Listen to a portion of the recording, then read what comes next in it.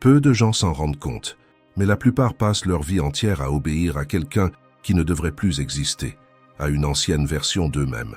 C'est elle qui ressent la même peur face aux opportunités, qui se replie au moindre reproche, qui abandonne ses projets beaucoup trop tôt et qui continue à croire aux mêmes histoires apprises des années auparavant.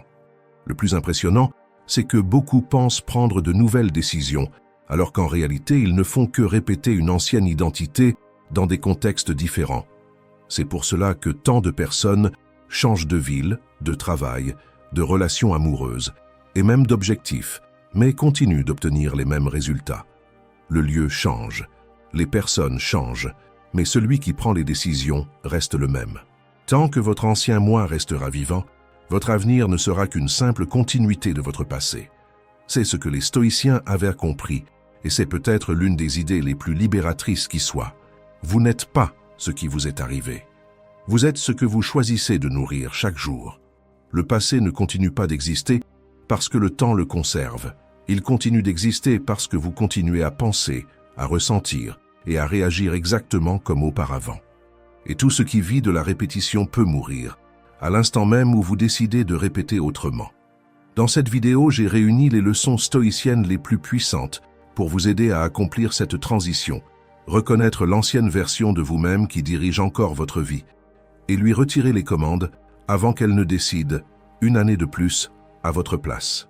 Chaque enseignement est concret, et le dernier vous montrera comment transformer tout ce qui ressemblait autrefois à une blessure en la matière première de votre reconstruction. Si vous êtes prêt à laisser le passé à sa place, écrivez simplement « Aujourd'hui, je vais de l'avant », car aucune nouvelle vie ne peut commencer tant que l'ancienne continue à prendre toutes les décisions. Commençons. Première pratique. Votre ancien moi doit disparaître. Il existe une image très puissante dans la philosophie stoïcienne que peu de personnes remarquent, celle d'un arbre.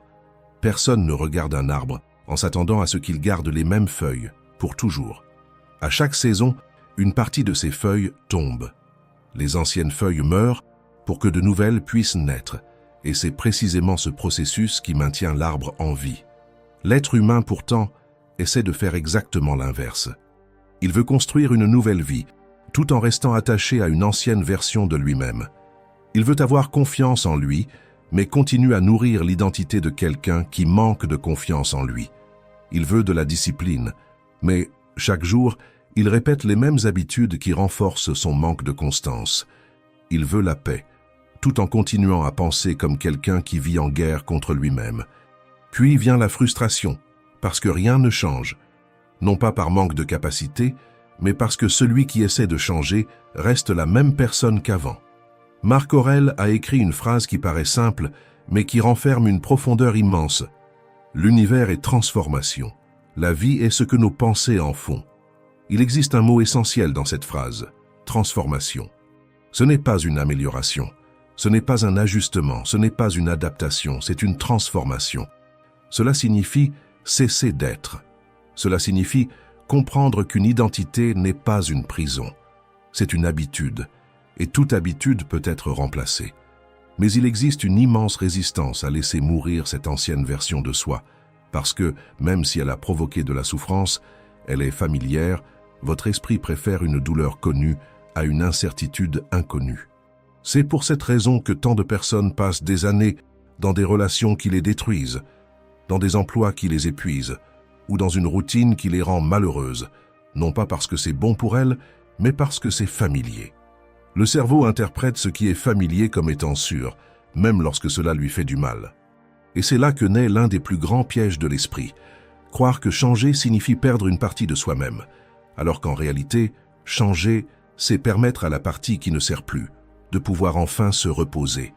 Imaginez un acteur qui interprète le même personnage pendant 20 ans. Avec le temps, il quitte la scène, rentre chez lui et continue à parler, à marcher et à réagir comme ce personnage. Peu à peu, il finit par oublier qui il était avant ce rôle. C'est exactement ce qui arrive à beaucoup de personnes.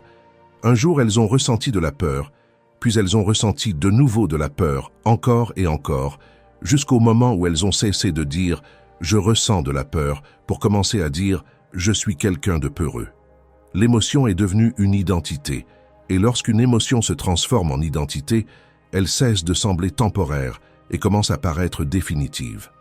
Les stoïciens combattaient précisément cette illusion.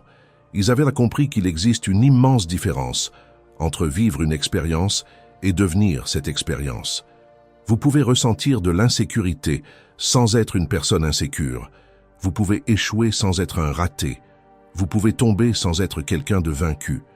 Mais lorsque vous commencez à vous raconter la même histoire chaque jour, votre esprit cesse de la voir comme une histoire et commence à la traiter comme une vérité.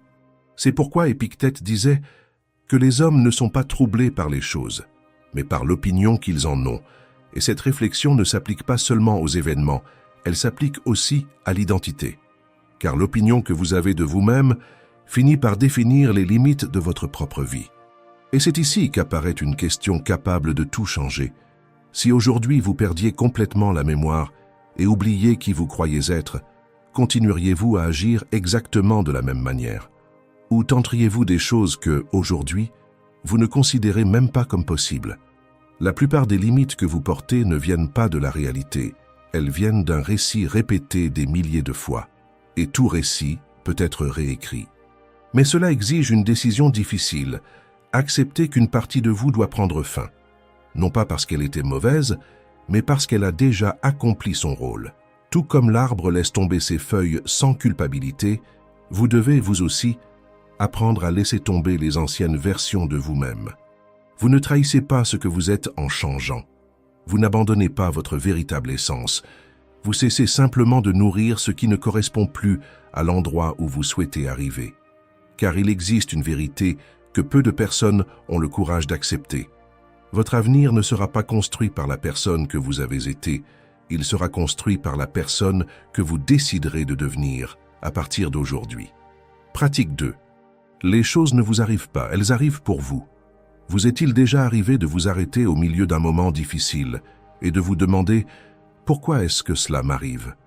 La perte que vous n'attendiez pas, la trahison que vous ne méritiez pas, le projet qui s'est effondré précisément au moment où vous y croyiez le plus. Et au milieu de tout cela, une sensation qui vous traverse jusqu'au plus profond de vous-même, celle que la vie vous a choisie pour souffrir. Cette sensation vous ment. Et tant que vous y croyez, vous abandonnez le contrôle de votre propre histoire à ce qui vous est arrivé. Car ce qui nous paralyse réellement, ce ne sont jamais les faits eux-mêmes, c'est le sens que nous leur donnons. 2 hommes perdent leur emploi le même jour. L'un y voit la fin de tout, l'autre y voit le commencement de quelque chose qu'il n'aurait jamais eu le courage de poursuivre si la vie n'avait pas forcé la porte. Le fait est exactement le même. Le destin que chacun construit à partir de lui ne l'est pas. Et la différence entre les deux n'a été ni la chance, ni le talent, ni la préparation. Elle a été la question que chacun a choisi de se poser face au même instant. Les stoïciens l'avaient compris il y a plus de 2000 ans, et ce qu'ils ont découvert demeure l'une des vérités les plus libératrices qui soient. Ce ne sont pas les choses qui nous troublent, mais la manière dont nous choisissons de les interpréter.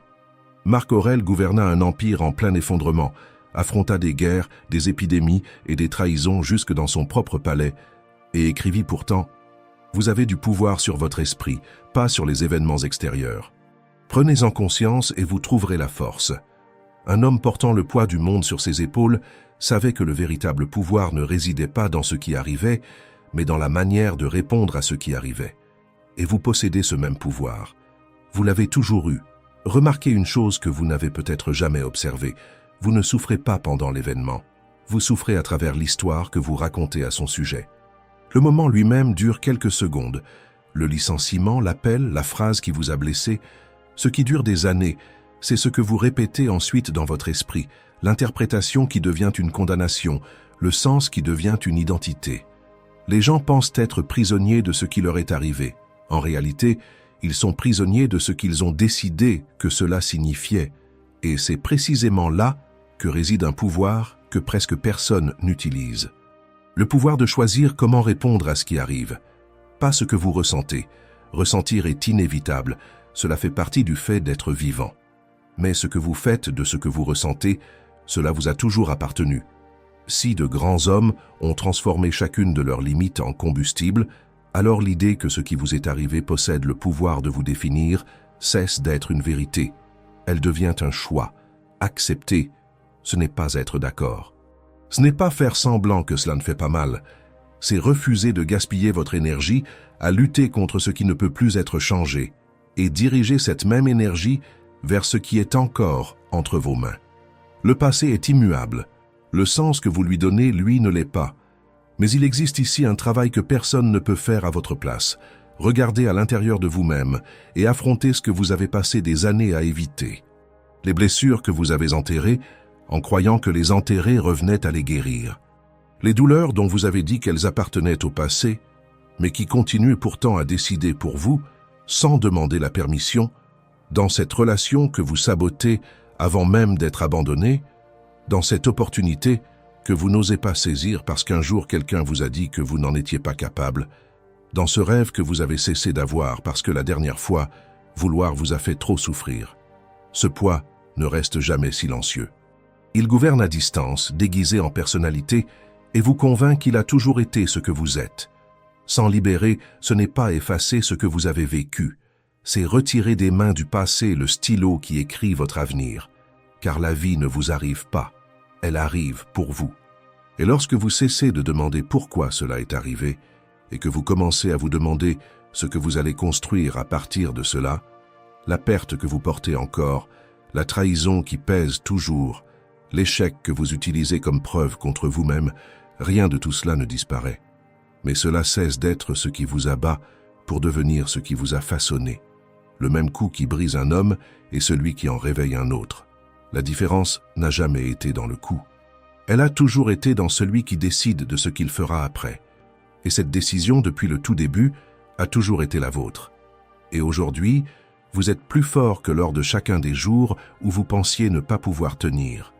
Gardez cela en vous, car ce n'est que le commencement.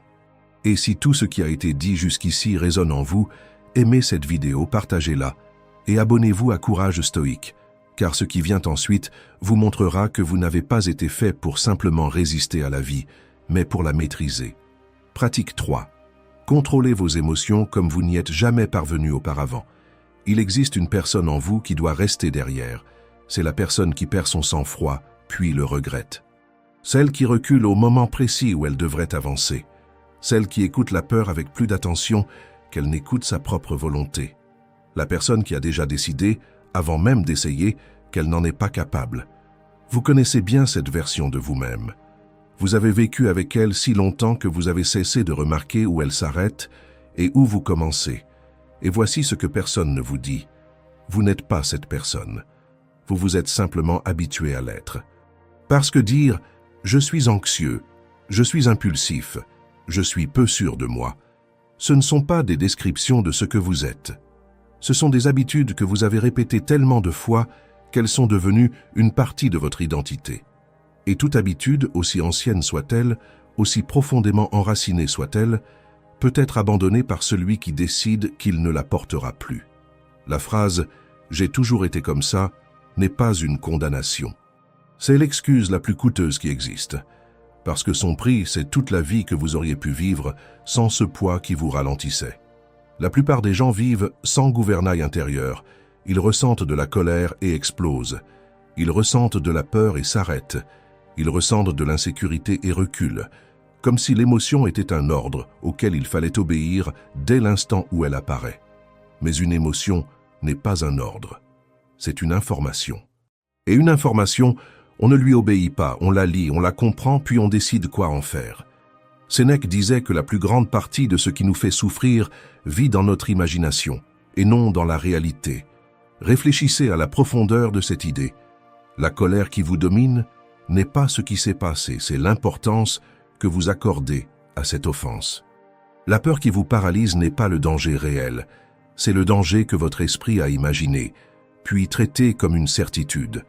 Lorsque vous comprenez cela, vous découvrez que vous n'avez jamais été à la merci de vos émotions. Vous étiez à la merci de la façon dont vous réagissiez face à elles, sans jamais les remettre en question, ne serait-ce qu'une seule fois.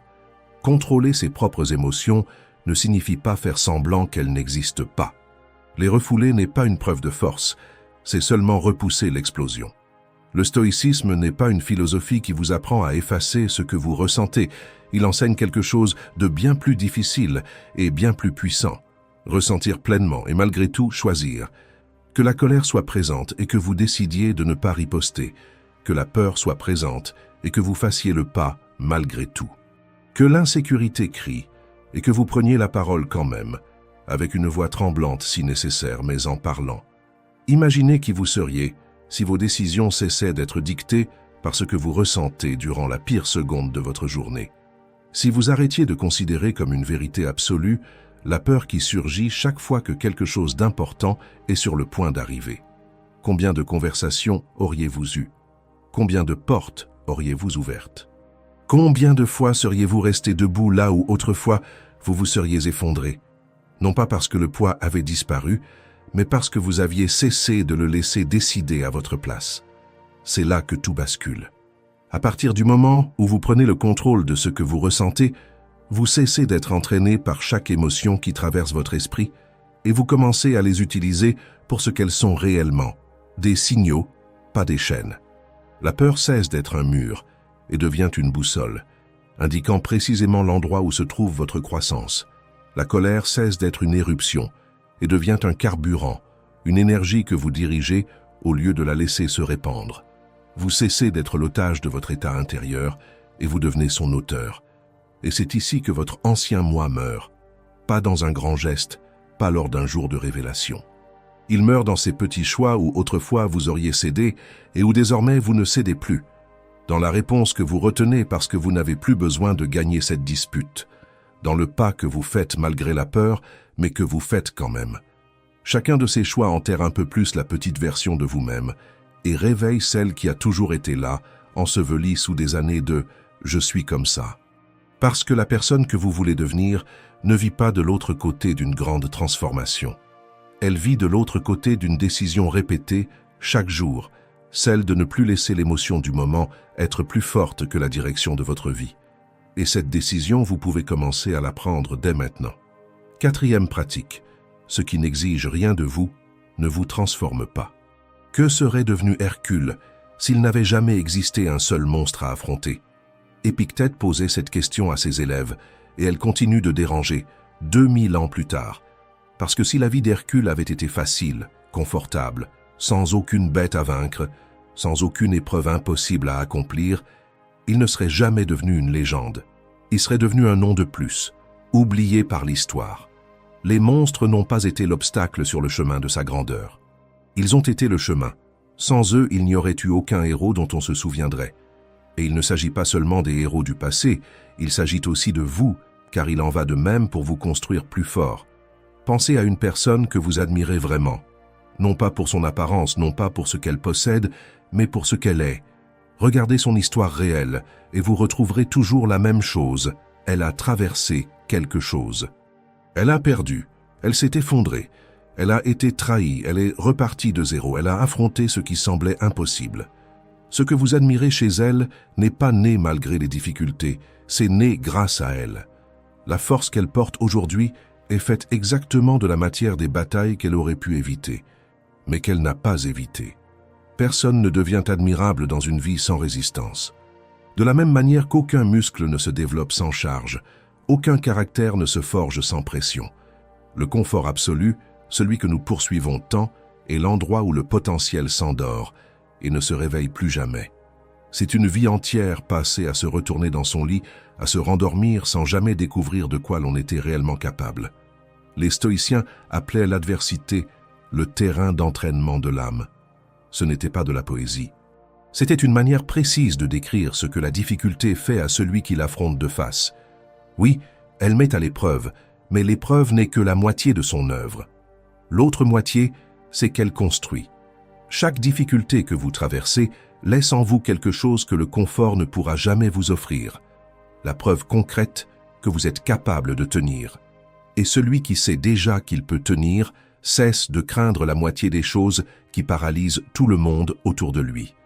Mais il existe un piège, et c'est précisément là que presque tout le monde tombe. Quand le défi apparaît, l'ancienne version de vous-même vous proposera une issue qui semblera pleine de sagesse. Remettre à plus tard, contourner l'obstacle, attendre un meilleur moment. Elle appellera cela de la prudence, du bon sens, de la maturité. Je le ferai plus tard. Ce n'est pas le bon moment. Je ne suis pas fait pour ça. Et ce qu'il y a de plus trompeur, c'est que fuir ne fait pas mal sur le moment. Il n'y a ni châtiment ni punition, la vie continue comme si de rien n'était. Voilà pourquoi il est si facile de choisir le chemin le plus confortable sans se rendre compte de ce que l'on est en train de laisser derrière soi. Mais toute la force que vous ne construisez pas aujourd'hui est exactement celle qui vous manquera lorsque le prochain défi arrivera, et il arrivera plus grand encore. La bonne nouvelle, c'est que cette dette ne se retourne jamais contre vous. Chaque nouvelle difficulté est une nouvelle occasion de construire ce qui est resté inachevé. La marche que vous n'avez pas gravie hier est toujours là, intacte, à vous attendre, la prochaine fois que vous déciderez de l'affronter. Parce que c'est cela, au fond, l'adversité. Non pas un mur qui vous empêche d'avancer, mais une marche qui vous élève, si vous avez le courage de poser le pied dessus. Le problème qui se trouve devant vous en ce moment, celui dont vous auriez aimé qu'il n'existe pas, n'est pas venu pour vous arrêter. Il est venu pour vous montrer de quoi vous êtes réellement fait, et il n'existe qu'une seule façon de le découvrir, en l'affrontant, pas en le fuyant. Votre ancien moi peut essayer de s'échapper, mais votre nouveau moi comprend une chose qui change toute la partie. La difficulté n'est pas en train d'arriver contre vous. Elle arrive pour vous, en vous offrant exactement le type de résistance dont vous avez besoin pour devenir plus fort qu'elle. Alors, la prochaine fois que quelque chose de difficile apparaîtra, et que tout en vous criera de reculer, comprenez ce qui est réellement en train de se passer. Ce n'est pas la vie qui vous punit, c'est la vie qui vous offre gratuitement le seul matériau avec lequel on construit une personne forte. Ce point de tension que vous voulez éviter est précisément l'endroit où votre prochaine version attend de naître. Non pas le jour où tout deviendra facile, parce que la facilité ne construit personne, mais le jour où vous décidez d'affronter ce qu'il serait tellement plus confortable de laisser passer. Hercule n'a pas choisi les monstres qui ont croisé son chemin, il a choisi de ne pas reculer devant eux. Et c'est cela, non pas la chance, non pas le talent, non pas l'absence de monstres, qui a transformé un homme en légende. Vos monstres sont déjà apparus ou apparaîtront bientôt. Ce qui vous définira ne sera pas leur taille. Ce sera ce que vous déciderez de faire lorsque vous vous retrouverez face aux vôtres. Et cette décision, celle d'avancer quand il serait plus facile de fuir, est la chose la plus puissante qu'un être humain puisse faire de sa propre vie. 5e pratique. Arrêtez de confier votre paix à ce qui est extérieur. Regardez combien de vos joies dépendent de choses que vous ne contrôlez pas. Le compliment que vous devez recevoir pour vous sentir enfin à la hauteur. Le résultat qui doit être positif pour que votre journée en vaille la peine. Le message auquel il faut répondre, la reconnaissance qui doit arriver, la personne qui doit agir comme vous l'espériez. Toute votre paix suspendue à des fils qui sont entre les mains des autres, du hasard, du monde. Et ensuite, vous vous demandez pourquoi vous vivez dans l'anxiété. La réponse est simple et inconfortable. Vous avez délégué votre bonheur. Vous en avez confié le contrôle à tout ce qui est en dehors de vous, et vous vivez désormais prisonnier de variables qui n'obéiront jamais à votre volonté. C'est l'une des habitudes les plus profondes de votre ancien vous. Il croit qu'il ira bien quand les choses, à l'extérieur, finiront par s'arranger. Quand l'argent arrivera, quand l'autre changera, quand la reconnaissance viendra, quand la vie décidera enfin de coopérer. Et alors, il passe toute son existence à attendre. Parce que les choses, à l'extérieur, ne s'arrangent jamais toutes en même temps. Il manque toujours une pièce. Il y a toujours quelque chose qui n'est pas à sa place. Celui qui attache sa propre paix à cela signe un contrat d'insatisfaction permanente. Les stoïciens ont établi une distinction qui a le pouvoir de réorganiser une vie entière. Il y a ce qui dépend de vous et il y a ce qui ne dépend pas de vous. Ce que les autres pensent ne dépend pas de vous. Ce qui arrive, en grande partie, ne dépend pas de vous. Le résultat final de presque tout ne dépend pas de vous.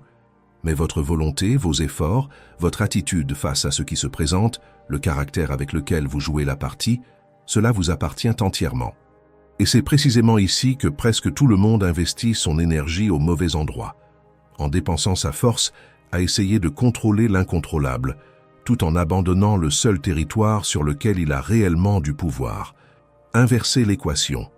Toute l'énergie que vous gaspillez à essayer de garantir ce qui n'est pas entre vos mains, redirigez-la vers ce qui l'est. Vous ne contrôlez pas si vous serez choisi, mais vous contrôlez le niveau de votre préparation.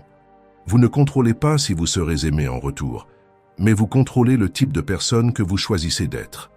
Vous ne contrôlez pas le résultat, mais vous contrôlez si vous allez donner le meilleur de vous-même ou si vous allez vous contenter de faire les choses à moitié. Et lorsque votre paix ne dépend plus que de ces choses-là, de celles qui répondent à votre volonté, elle cesse d'être arrachée chaque fois que le monde refuse de collaborer. Cela ne signifie pas se résigner. Cela ne signifie pas cesser de vouloir, cesser de rêver, cesser de poursuivre ses objectifs. C'est vouloir de toutes ses forces, tout en refusant d'accrocher sa valeur personnelle au résultat. C'est la différence entre l'archer qui fait tout correctement, vise avec précision, s'entraîne toute sa vie, décoche sa flèche, et comprend que dès l'instant où elle quitte son arc, le vent n'est plus son affaire. Il a accompli sa part avec excellence. Le reste n'a jamais été sous son contrôle, et exiger de lui-même ce qui ne lui a jamais appartenu est la recette la plus rapide vers la souffrance. Et il existe une immense liberté cachée dans cette idée, une liberté que peu de personnes ont la chance de connaître. Lorsque votre bonheur cesse de dépendre de facteurs extérieurs, plus personne n'a de pouvoir sur votre état intérieur. La critique de quelqu'un ne détruit plus toute votre journée. L'imprévu ne bouleverse plus toute votre semaine. Vous cessez d'être une feuille emportée par le vent de chaque événement, et vous devenez la racine qui demeure solide, quel que soit le climat. Les choses continuent d'arriver, bonnes comme mauvaises, mais elles ne décident plus de qui vous êtes. C'est cela qui sépare l'ancien vous du nouveau. L'ancien cherchait le bonheur là où il ne pouvait jamais être trouvé, à l'extérieur, dans ce qu'il ne contrôlait pas, toujours à un pas de distance, toujours dépendant de quelque chose qui devait arriver. Le nouveau vous découvre qu'il a toujours été à l'intérieur, construit par sa propre volonté, son propre discernement, ses propres choix du quotidien. Et ce qui se construit à l'intérieur, personne ne peut vous l'enlever. Cela ne dépend pas de l'approbation des autres, cela ne dépend pas de la chance, cela ne dépend pas de la présence de quelqu'un pour exister. C'est ce bonheur-là qui ne peut pas être volé, parce qu'il n'a jamais été entre les mains du monde. Il a toujours été entre les vôtres. Pratique 6. Le jour où plus rien ne pourra vous blesser. Il existe un type de personne que vous avez probablement déjà rencontré dans votre vie. Quelqu'un que vous pourriez critiquer, provoquer, tenter de rabaisser, sans jamais réussir à l'ébranler. Non pas parce qu'elle est froide, mais parce qu'elle possède quelque chose en elle qui n'est pas à vendre, qui n'est pas en jeu, qui ne dépend pas de votre approbation. Vous quittez la conversation avec cette étrange sensation d'avoir parlé à quelqu'un qui n'avait besoin de rien de ce que vous pouviez lui offrir. Cette personne n'est pas née ainsi. Et vous pouvez devenir exactement cette personne. Ce que personne ne vous dit, mais qui change votre manière de regarder chaque attaque pour le reste de votre vie, c'est qu'aucune chose extérieure n'a le pouvoir de vous blesser par elle-même. Un mot n'est qu'un son dans l'air, jusqu'à ce qu'il trouve en vous une blessure où s'insérer. L'offense qui vous fait tomber a eu besoin d'une de vos propres insécurités pour produire son effet. Le commentaire qui vous empêche de dormir a trouvé un doute qui vivait déjà en vous, bien avant que quiconque ne dise quoi que ce soit. Personne ne peut ouvrir une blessure qui n'existe pas. Les autres ne font qu'appuyer sur celle que vous n'avez pas encore soignée, et cela, au lieu de vous rendre vulnérable, vous redonne le contrôle, car si ce qui vous blesse révèle ce qui n'est pas encore résolu en vous, alors tout ce qui vous fait souffrir devient une carte. Une carte précise, qui vous montre exactement où il vous reste du travail à accomplir pour devenir inatteignable. La critique qui vous met en colère vous indique l'endroit où vous doutez encore de vous-même. La provocation qui vous déstabilise désigne le point exact où vos fondations sont encore fragiles. Cessez de détester ceux qui vous révèlent ces choses. Sans le vouloir, ils vous montrent où il vous faut bâtir. Lorsque votre identité est suspendue à ce qui se trouve à l'extérieur de vous, vous devenez dépendant du besoin d'avoir raison, d'être approuvé, de ne jamais être contredit. Et une personne ainsi passe sa vie à défendre un territoire que n'importe qui peut envahir avec une simple phrase. Elle vit en guerre épuisée, réagissant à chaque parole comme s'il s'agissait d'une menace réelle, parce que celui qui a besoin d'approbation pour se sentir entier voit dans chaque critique un morceau de sa propre existence qu'on lui arrache. Mais il existe un autre chemin et les stoïciens le connaissaient. La véritable force n'a jamais consisté à construire des murs plus hauts contre le monde, Elle consiste à ne plus rien avoir en soi qui ait besoin d'être défendu. Marc Aurèle pouvait ordonner l'exécution de quiconque l'offensait, et pourtant il a choisi de ne donner ce pouvoir à aucun d'entre eux, non pas parce qu'il portait une armure plus épaisse, mais parce qu'il était devenu quelqu'un chez qui l'offense ne trouvait plus aucune prise. Il n'a pas vaincu les insultes en les affrontant.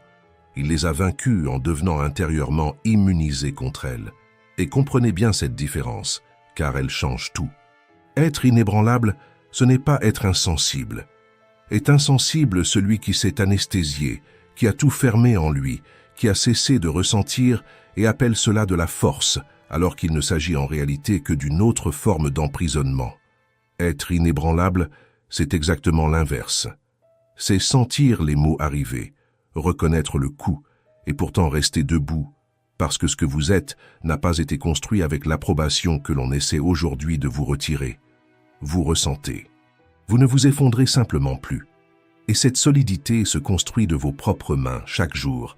Chaque fois que vous affrontez une insécurité au lieu de la fuir, une porte se referme pour toujours. Chaque erreur du passé avec laquelle vous faites la paix cesse d'être un levier que les autres peuvent actionner contre vous. Chaque fois que vous décidez que votre valeur n'est pas soumise au vote des autres, vous récupérez un pouvoir que vous aviez offert gratuitement à des personnes qui ne méritaient même pas de le posséder.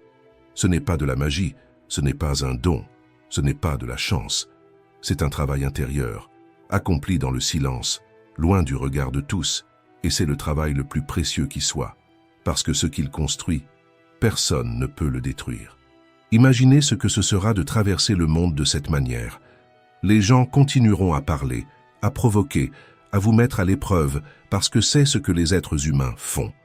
La différence, c'est qu'ils se retrouveront face à quelqu'un qui n'a plus aucun endroit où être atteint. Les mots frapperont les fondations que vous avez construites, puis glisseront, sans laisser la moindre trace. Vous n'aurez plus besoin de riposter.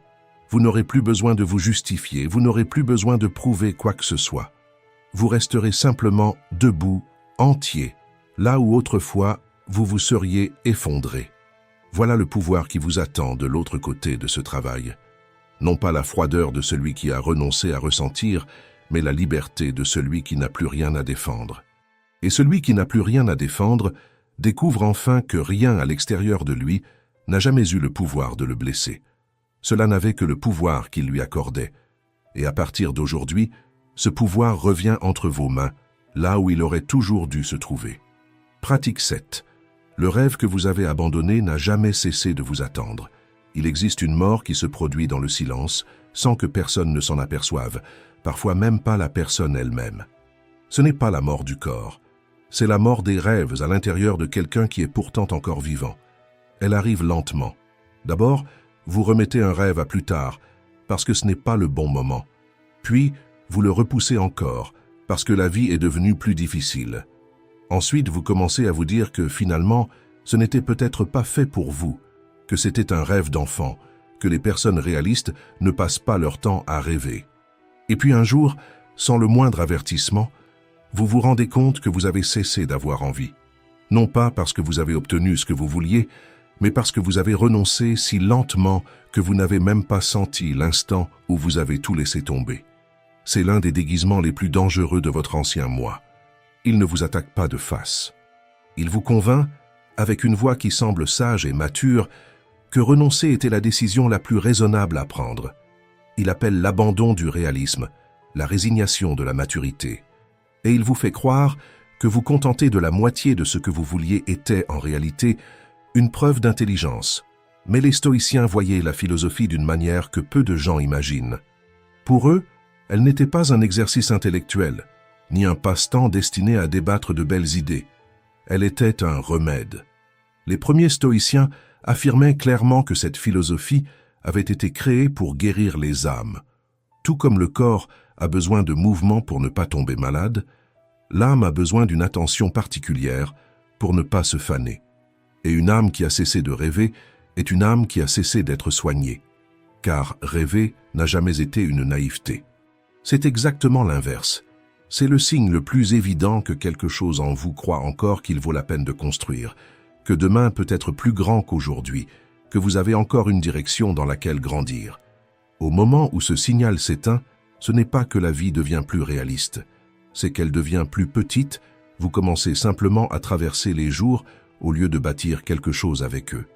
Et voici ce que votre nouveau moi doit comprendre. Ce rêve que vous avez enterré n'est pas mort, il a seulement été enseveli sous des années de « ce n'est pas possible, ce n'est pas pour moi ». Maintenant, il est trop tard. Votre capacité à désirer est toujours intacte à l'intérieur de vous. Elle attend une seule chose, que vous cessiez de traiter le renoncement comme un destin et que vous recommenciez à le voir pour ce qu'il est réellement, un choix qui peut être annulé à tout moment. Même maintenant. Replanter un rêve n'exige pas que tout soit déjà réglé. Une graine n'a pas besoin de la garantie qu'elle deviendra un arbre pour commencer à pousser. Elle a seulement besoin d'être remise en terre. Et dans votre cas, cette terre, c'est le présent, le seul endroit où quelque chose peut réellement commencer. Pas lundi prochain, pas l'année prochaine, pas lorsque les conditions seront parfaites, parce qu'elles ne le seront jamais. Maintenant, avec ce que vous avez, là où vous êtes, repensez à ce que vous vouliez avant que la vie ne vous apprenne à vouloir moins. Ce projet, ce changement, cette version de vous-même qui avait existé comme une possibilité avant que vous ne la rangiez dans un tiroir. Il n'est pas trop tard. La seule chose qui rend un rêve impossible, c'est la décision définitive de ne plus jamais essayer. Et cette décision, tant que vous respirez, n'est jamais définitive. Elle est prise de nouveau chaque jour, à travers chaque choix entre recommencer à croire ou continuer à abandonner. L'ancien moi regarde ses propres rêves et n'y voit que du temps perdu, des occasions envolées, des portes qui se sont refermées. Le nouveau moi regarde exactement les mêmes rêves et y voit quelque chose de radicalement différent. Une terre fertile qui attend simplement d'être semée à nouveau. La différence entre les deux n'a jamais été l'âge, ni les circonstances, ni ce qui est déjà passé. Elle a toujours été la décision de planter une fois de plus, même après toutes les récoltes qui ne sont jamais venues. Alors faites-en votre engagement à partir d'aujourd'hui. Si vous n'avez jamais vécu une année entière en croyant véritablement en vous-même, si vous n'avez jamais regardé ce que vous désirez en vous disant « je vais donner tout ce que j'ai », alors que ce soit cette année. Non pas parce que la victoire est garantie, mais parce qu'une vie dans laquelle vous avez au moins semé vaut infiniment plus qu'une vie entière passée à vous demander ce qui aurait pu naître si vous aviez eu le courage d'essayer. Replantez vos rêves. Aujourd'hui. Parce que tant qu'il y a de la vie, il y a de la terre. Et tant qu'il y a de la terre, il est toujours possible de recommencer. Pratique 8. Votre réponse à la vie, c'est de vous reconstruire. Toute construction commence par un terrain dégagé. Et il y a une ironie cruelle dans cette réalité. Parfois, la vie doit détruire ce que vous étiez pour vous offrir l'espace où construire celui que vous pouvez devenir. Personne ne choisit ce moment. Il arrive lorsqu'une chose s'effondre, une fin, une perte, un échec qui vous laisse face au décombre de ce que vous pensiez être votre vie. Et au milieu des ruines, surgit la question qui détermine tout ce qui suivra. Allez-vous passer le reste de vos jours à pleurer ce qui est tombé, ou allez-vous utiliser ce terrain vide pour bâtir quelque chose de nouveau? Cette question porte un nom chez les stoïciens. Ils y répondaient par un principe qui paraît impossible au premier abord. Amor fati, aimer son propre destin. Non pas le supporter, non pas le tolérer, non pas l'accepter la tête baissée, l'aimer. Même les parties qui vous ont fait tomber. Parce qu'ils avaient compris une chose que la plupart des gens mettent toute une vie à découvrir. Lutter contre ce qui est déjà arrivé est la manière la plus sûre de ne jamais avancer. Le passé est la seule chose dans l'univers qui soit absolument immuable. Et gaspiller votre force à essayer de le réécrire, c'est abandonner le présent, le seul territoire où vous pouvez encore agir, pour un combat perdu avant même d'avoir commencé. Mais il existe un avantage dans les ruines que presque personne ne voit tant qu'il est enseveli sous elles. Celui qui a été obligé de recommencer ne porte plus le poids de préserver les apparences de ce qu'il était. Il n'a plus besoin de protéger une image, il n'a plus besoin d'honorer une ancienne version de lui-même, il n'a plus besoin de faire semblant que tout tient encore debout. Il possède, pour la première fois, une liberté totale pour décider de ce qu'il va construire. La personne qui n'est jamais tombée continue à élever la même structure par inertie, avec la peur de toucher à ce qui semble stable. Vous qui avez tout vu s'effondrer, vous avez reçu quelque chose qu'elle n'a pas, la possibilité de construire volontairement en choisissant chaque pierre, au lieu de répéter ce que vous avez hérité sans jamais le remettre en question. Et voici ce qui sépare ceux qui se reconstruisent de ceux qui restent au milieu des décombres. Ce n'est pas l'ampleur de l'effondrement, c'est la vitesse avec laquelle ils ramassent la première pierre. Parce que la reconstruction ne commence pas le jour où vous vous sentez forte à nouveau. Elle commence avant cela, pendant ces jours où vous ne ressentez aucune force et où vous agissez malgré tout. Dans ce petit geste accompli sans envie, dans cette routine reprise sans aucune garantie que tout ira bien. C'est là, dans le concret du quotidien, que naît la nouvelle personne, non pas dans un moment de révélation, mais dans une succession de choix que personne ne voit et que personne n'applaudit. Et personne ne vous applaudira, justement. C'est une vérité qu'il faut entendre, parce que beaucoup attendent que leur reconstruction leur apporte de la reconnaissance, et elle n'en apporte presque jamais. Vous vous relèverez dans le silence. Vous recollerez les morceaux seuls, loin du regard des autres, sans personne pour vous confirmer que vous êtes sur le bon chemin. Et c'est précisément cela qui rend votre reconstruction si profondément personnelle. Elle n'a jamais été faite pour un public. Elle a été faite pour que vous puissiez un jour vous regarder dans les yeux et reconnaître celui qui s'est relevé. Ce qui se construit ainsi en l'absence d'applaudissements est la seule chose qu'aucune circonstance future ne pourra jamais renverser. Alors voici votre réponse. Ce n'est pas la vengeance contre ceux qui vous ont blessé. Ce n'est pas attendre le jour où tout retrouvera enfin un sens. Ce n'est pas vous plaindre éternellement de ce qui s'est écroulé. Votre réponse consiste à prendre le terrain qu'il vous reste, aussi dévasté puisse-t-il paraître, et à commencer à construire. Avec ce que vous avez, depuis l'endroit où vous vous trouvez, aujourd'hui et non dans une autre vie, non pas lorsque la douleur aura disparu, parce qu'elle ne disparaît qu'après que vous avez commencé, jamais avant. Levez-vous et construisez, non pas parce que les ruines ne font plus mal, mais parce que vous êtes la seule personne au monde capable de les transformer en fondation. Ce qui a été appartient déjà à hier. Ce qui vient ensuite dépend encore entièrement de vous. Et cette décision, la plus importante de toutes, commence au moment précis où vous choisissez de faire le premier pas. Vous n'êtes pas arrivé jusqu'ici par hasard. Peut-être que cet instant est précisément celui où votre nouveau moi fera son tout premier pas. Dites-moi dans les commentaires ce que vous allez construire à partir d'aujourd'hui.